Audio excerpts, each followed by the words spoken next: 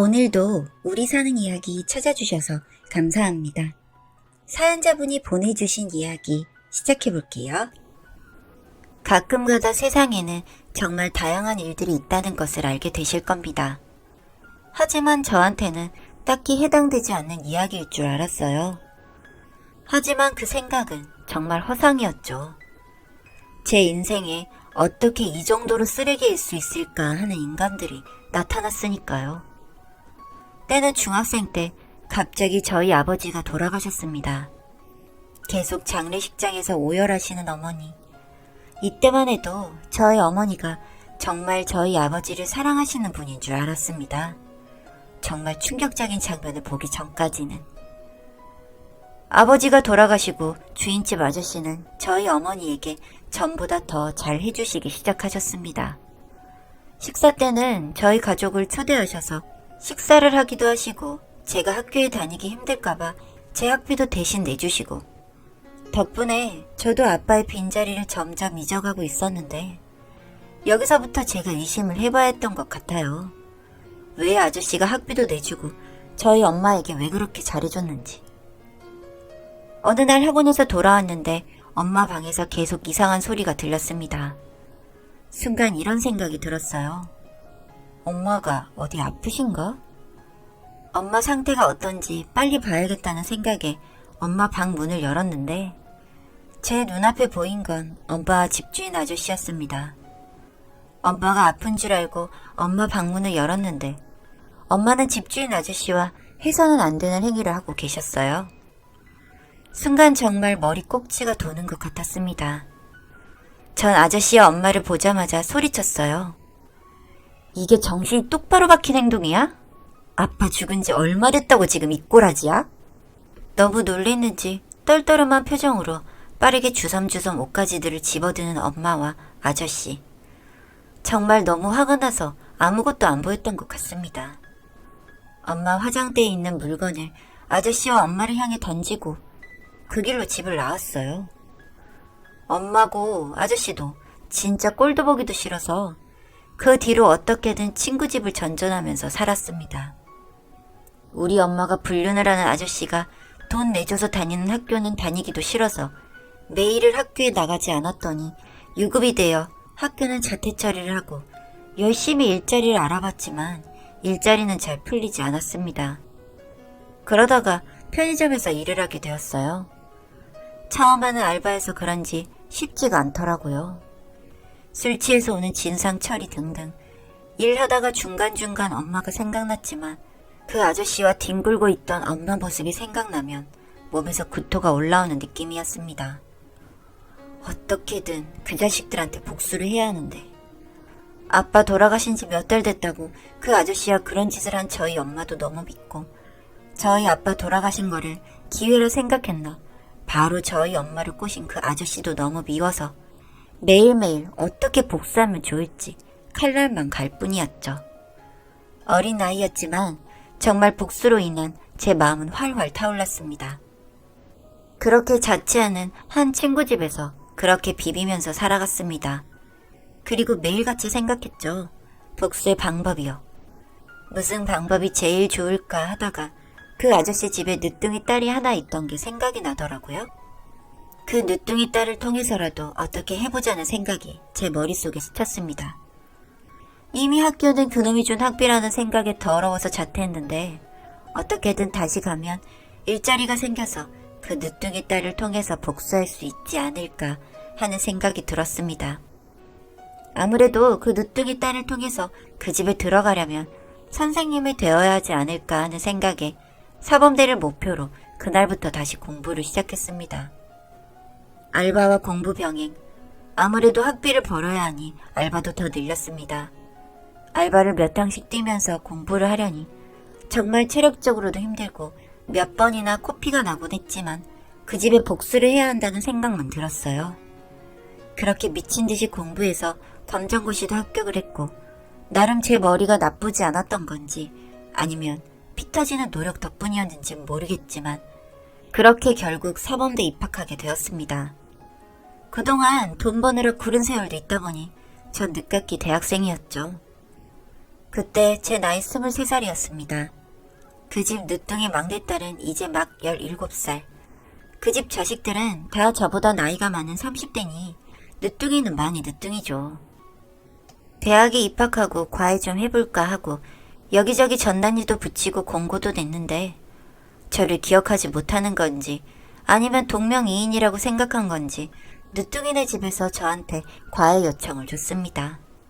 얼씨구나. 드디어 복수를 할 수 있는 걸까 하는 생각에 늦둥이네 과외를 하기로 했어요. 늦둥이네에서는 숙식 과외를 요청했습니다. 과외를 일주일에 3번 해주고 자고 갈 수 있도록. 설마 했는데 우리 엄마는 그 집 둘째 부인이 되어 있더라고요. 본부인은 어디로 치웠는지 보이지도 않고 더 웃긴 거는 엄마가 저 기억을 못하더라고요. 우리 세인이 선생님이시라고요? 대학도 좋은 데 다니시고 아무리 10년 가까이 흘렀다지만 지 자식 얼굴 기억 못하는 엄마도 있을까요? 그래도 오랜만에 보게 돼서 사람 정이라는 게 안 끌릴래 안 끌릴 수가 없어서 그래도 한번 보고 싶었던 엄마인데 순간 정담이가 다 떨어졌습니다.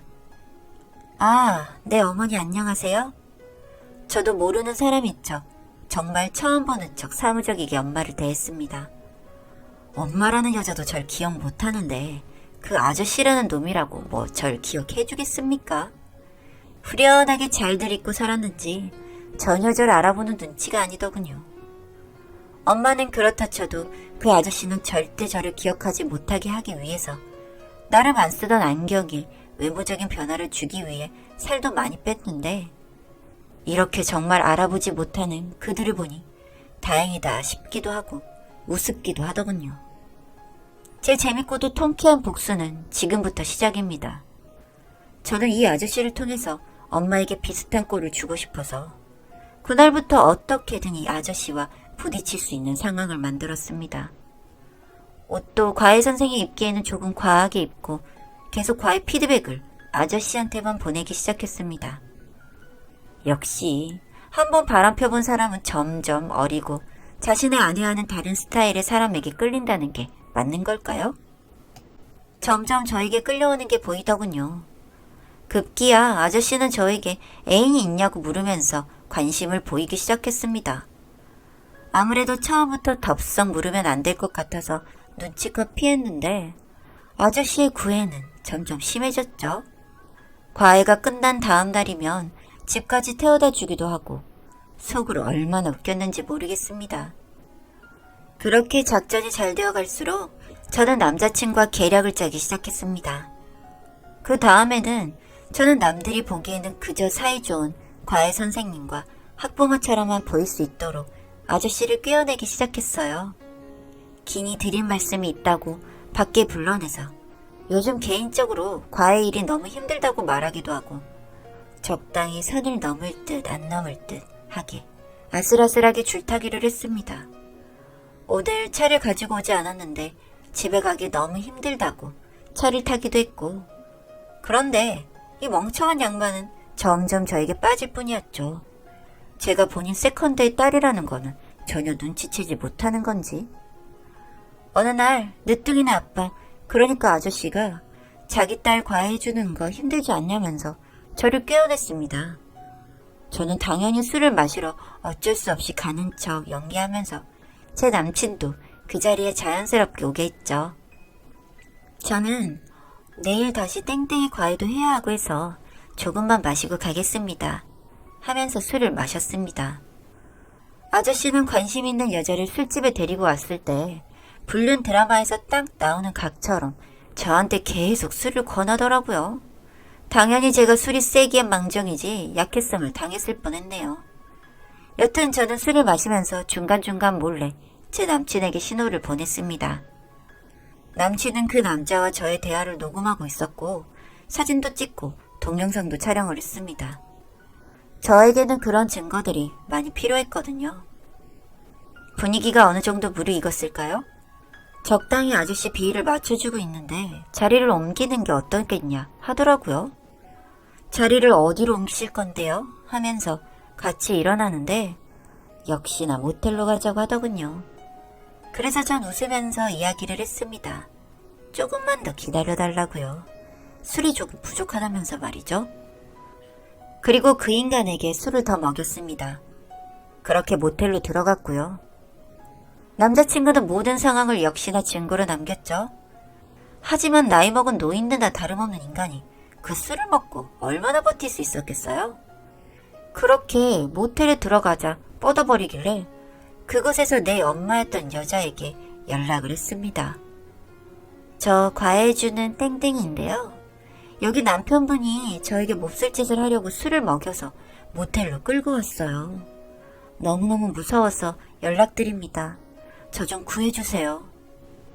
그 길로 엄마가 얼마 안 돼서 그곳으로 나타났습니다. 마침 그즈음 해서 술에 정신 잃었던 그 사람도 눈을 좀 뜨는 것 같더군요. 그렇게 저희는 모텔에서 다 같이 만나게 되었습니다. 씩씩대면서 그 여자는 제 뺨부터 치더라고요.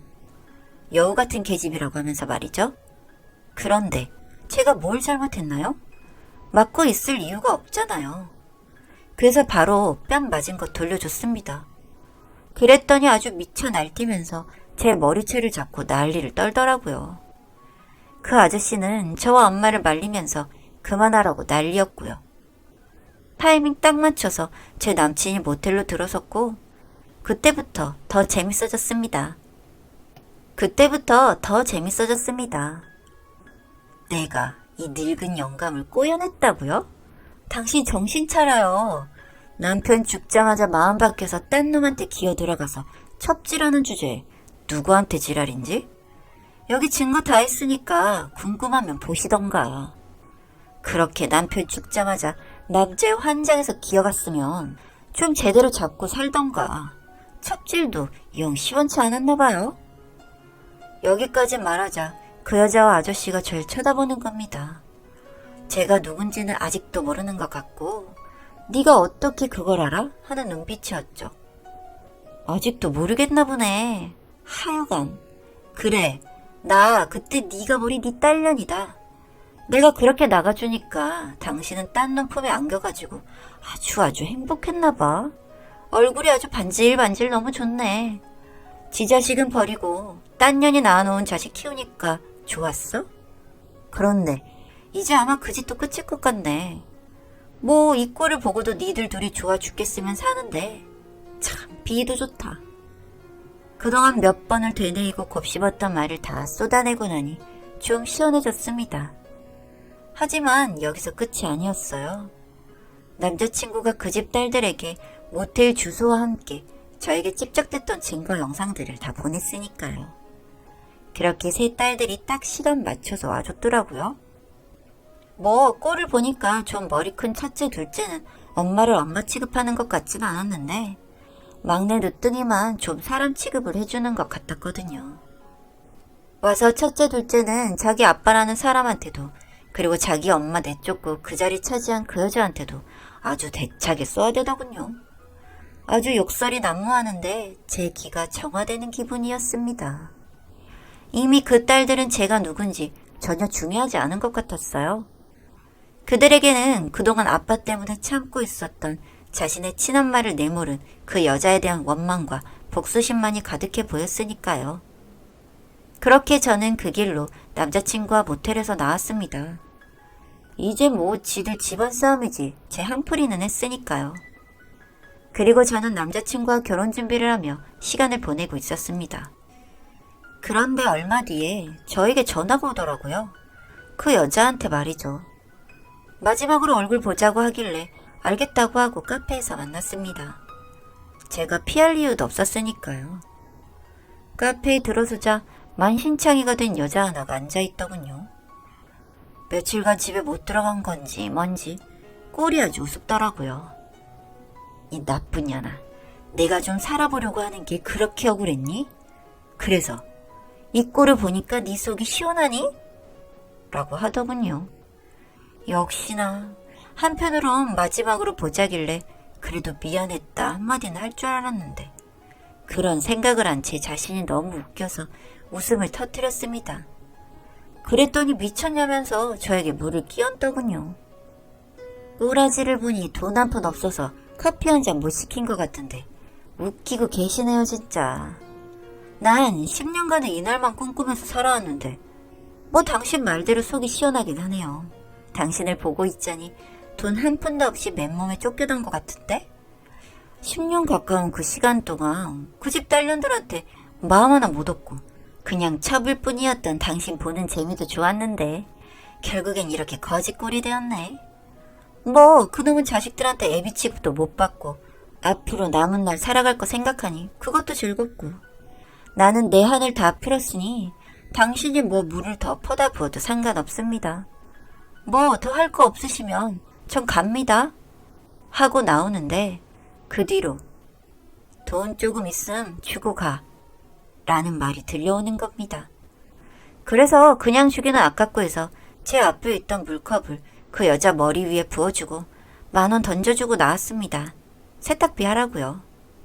그 뒤로는 어떻게 됐는지 모르겠습니다. 이제 저에겐 완전히 상관없는 사람이 되어버렸으니까요. 그간 참고 참아왔던 제 마음을 제가 원하는 대로 다 풀어버리고 나니까 뭔가 해소가 된 기분입니다. 전 그 이후로도 남자친구와 결혼을 했고 신혼생활을 보내면서 선생님으로 일을 하고 있습니다.